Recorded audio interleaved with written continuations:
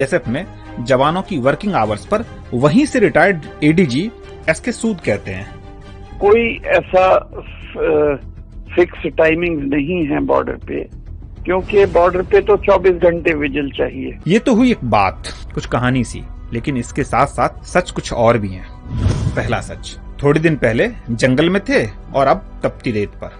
इस बीओपी पे एक बटालियन आई है जो 29 जुलाई को त्रिपुरा से चली और 4 अगस्त को जैसलमेर पहुंच गई। 2 दिन बाद बॉर्डर पर तैनाती शुरू, यानी अब तक हरियाली में थे और अब गर्म रेत पे।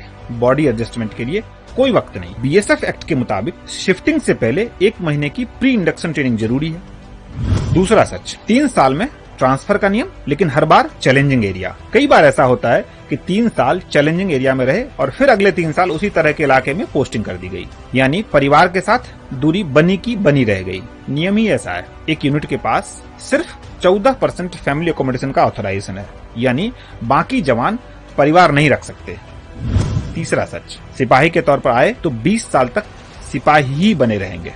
जवानों को एक प्रमोशन में 18 से 20 साल लगते हैं, यानी सिपाही में ज्वाइन किया तो 20 साल सिपाही ही रहना होगा। ऐसे में एक ही तरह का काम करते करते फ्रस्ट्रेशन तो होगा ही ना। दरअसल बीएसएफ में प्रमोशन का कोई रूल ही नहीं है, बस एलिजिबिलिटी का रूल है। 7 से 8 साल में सिपाही की एलिजिबिलिटी पूरी हो जाती है, पर प्रमोशन 20 साल में ही हो पाता है। बीएसएफ जवान ये सब बदलना चाहते हैं, लेकिन बोल नहीं सकते, तो हम इसे कहने की कोशिश भर कर रहे हैं। सच तो यही है, बीएसएफ का भी और उन सैकड़ों खुदकुशियों का भी।